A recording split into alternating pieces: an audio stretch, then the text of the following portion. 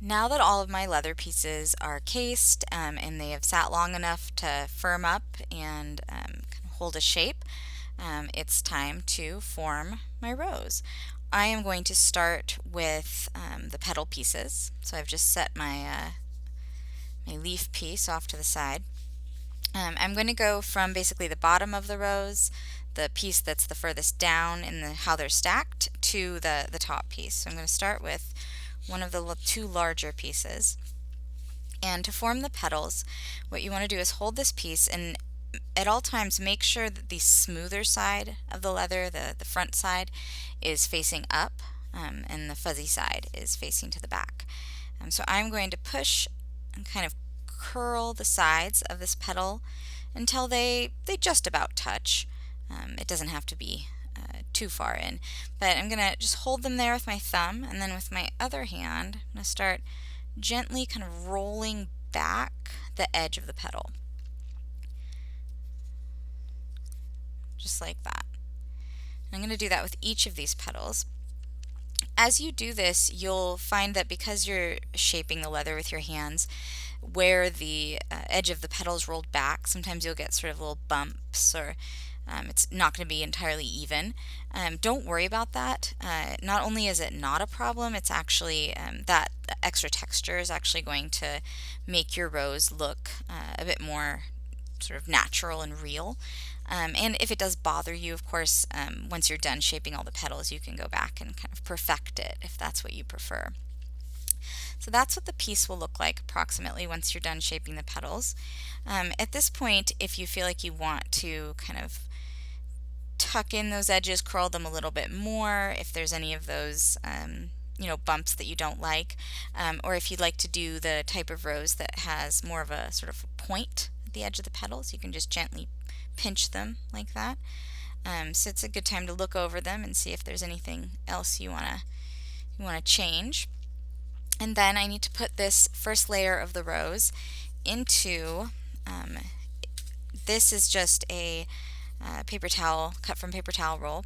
It's about 1.5 inches across, which is what I need. I could be using anything, a small cup, pretty much anything that's about this across and is at least deep enough that I can kind of push this down in here just a bit.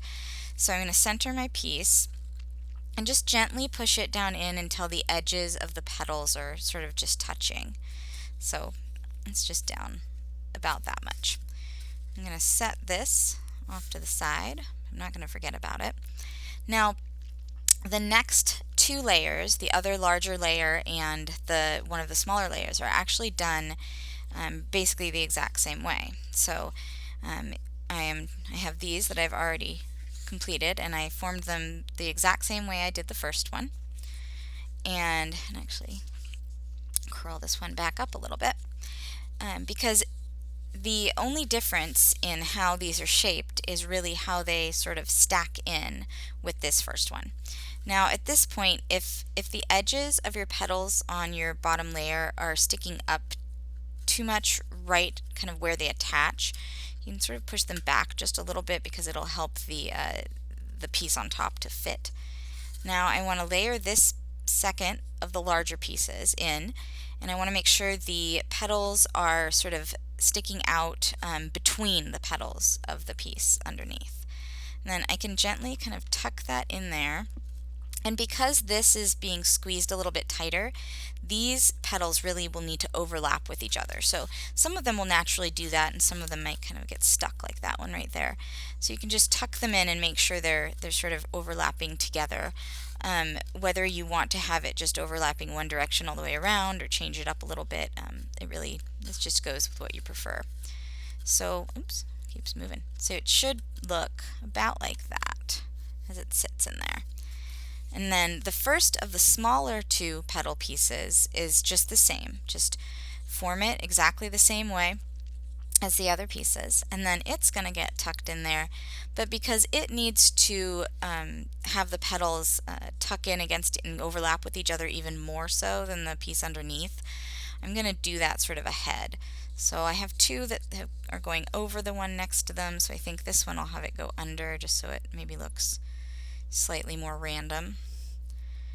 And just gently hold them together until they kind of tuck in like that. Then I can just snug this in there with the petals again sticking out sort of where the petals of the layer below meet. So they're all kind of tucked in.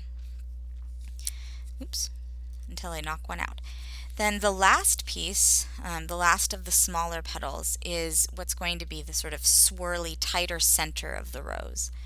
So I'm going to start with just pick a petal, they're all the same, and start rolling it. It doesn't matter which side you start on, but I'm just picking a side, and it's going to get rolled into sort of a little bit of a cone shape like this. So it's kind of like what we were doing before where I was tucking the edges in, but I want to roll it a lot tighter because this is going to be that little curly part right in the middle.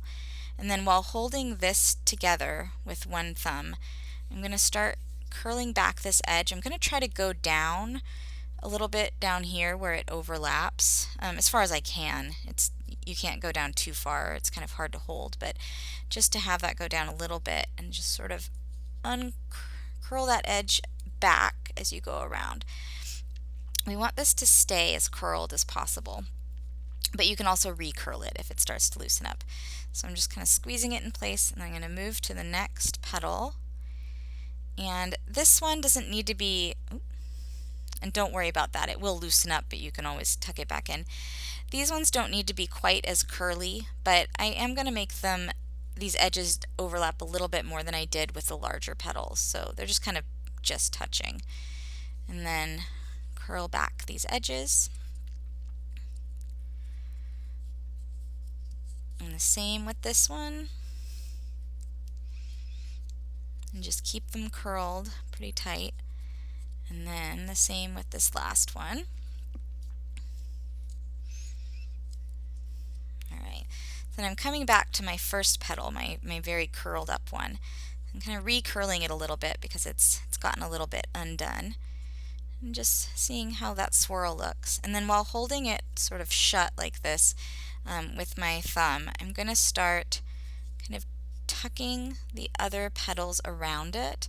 This first one, I'm going to make it sit so that this petal is kind of where these two parts meet, just the same way we've been doing this whole time. And then I've got to kind of hold that in place with my fingers.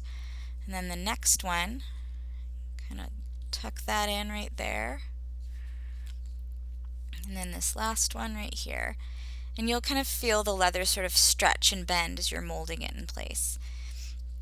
And the bottom probably is popping out a little bit like this. This is a good time to just gently push that down. It just lets it be a little flatter. It'll make it easier when we're attaching the pieces together. This is also a great way to make just a rose bud or a much smaller flower. You don't always have to use all layers. There's ways you can separate them out. Alright, I'm going to tuck that one in. Make sure it all lines up. And then this is the point where you can look, you can look at your rose and kind of look at how it's sitting, look at how the petals are. If you want to change the shape of them or make it a looser rose or make it, a smaller, tighter rose, you just kind of do that. And once you're happy with how it looks, just leave it to dry. Leave it in the cup, layered up like this, so it'll hold it all in shape, and leave it to dry completely. In a perfect world, that would be at least overnight. But even if you have to rush it with a hair dryer, just make sure it's completely dry before you move on to coloring or gluing, because it will hold its shape much better if so.